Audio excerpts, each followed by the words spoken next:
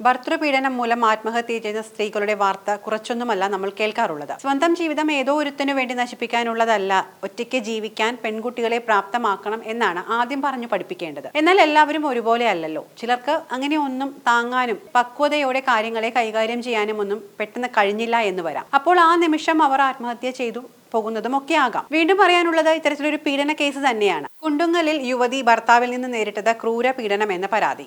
കുണ്ടുങ്ങലിൽ താമസിക്കുന്ന ജാസ്മിനെയാണ് ഭർത്താവ് CK നൌഷാദ് നിരന്തരം ഉപദ്രവിച്ചിരുന്നത്. കഴിഞ്ഞ ദിവസം ഭാര്യയെ കൊലപ്പെടുത്താൻ ശ്രമിച്ച സംഭവം ഉണ്ടായതോടെ പോലീസിൽ പരാതി നൽകുകയും നൌഷാദിനെ പോലീസ് അറസ്റ്റ് ചെയ്യുകയുമാണ് ഉണ്ടായത്. കഴിഞ്ഞ ചൊവ്വാഴ്ച ജാസ്മിനെ കാണാൻ മാതാപിതാക്കൾ കുണ്ടുങ്ങലിലെ വീട്ടിലെത്തിയിരുന്നു. ഇതിന്റെ വിരോധത്തിലാണ് നൌഷാദ് ജാസ്മിനെ കൊലപ്പെടുത്താൻ ശ്രമിച്ചത് എന്നാണ് ആരോപണം. ക്രൂരമർദ്ദനത്തിനും കൊലപാതക ശ്രമത്തിനും ശേഷം കുപ്പിയിൽ പെട്രോളുമായി എത്തിയ നൌഷാദ് ഭീഷണി മുഴക്കി. എന്നാൽ ഭയം കാരണം ജാസ്മിൻ വാതിൽ തുറന്നില്ല.